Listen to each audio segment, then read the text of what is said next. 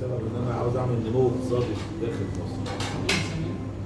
وزي ما قال الاستاذ برضه يعني الصداقه اللي ما بين الدول ورؤساء الدول دي مفتاح النجاح لاي دوله. الحروب بتفسد العلاقات بين بعض. طبعا رجع العلاقات مع تركيا، رجع العلاقات مع ايران، عدم الاساس في العلاقات مع الدول الاسلاميه اعتقد ده بدل مهم جدا. فالاتجاه الهام اللي احنا بنعمله اللي هو تحسين الاقتصاد في مصر.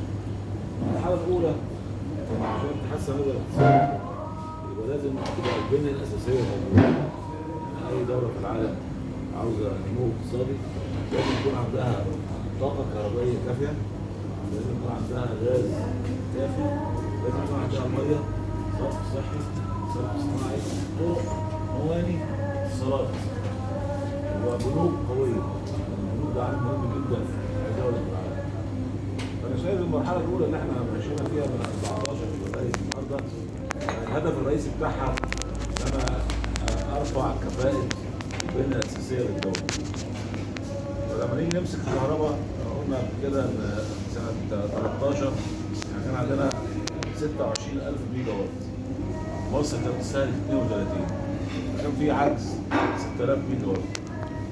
كان اول مهمه قامت بها الدوله الرئيس السيسي شخصيا ان انا عاوز ارفع الطاقه الكهربائيه في مصر الى 73 ميجا وات سنه 2030، بحيث يبقى عندي وفر كهرباء ومستثمر يجي.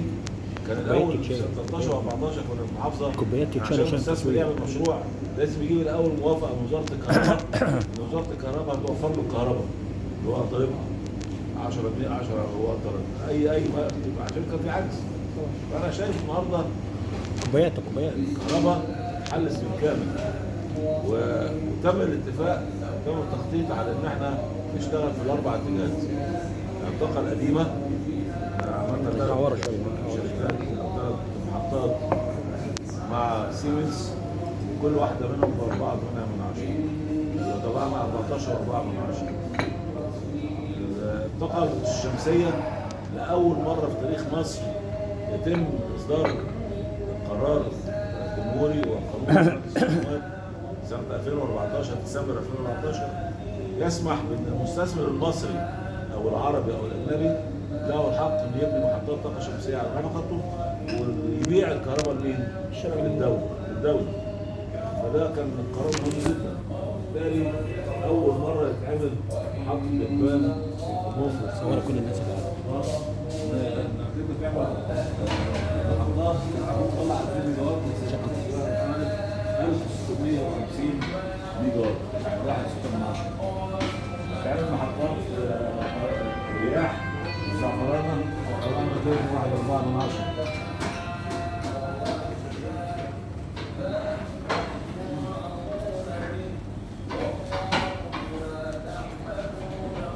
أنا شايف إن عملنا محطة طبعا 4.8 النهارده وحدات، كل واحدة بتطلع 2 أول واحدة بتبدأ بإنتاج 2026 بعدين 27 28 29.